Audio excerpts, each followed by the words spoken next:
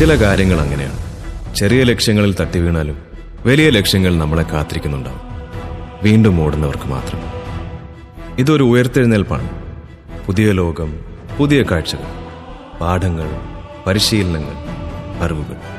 ഞാൻ എന്നെ തന്നെ സ്ഫുടം ചെയ്തെടുക്കുകയാണ്.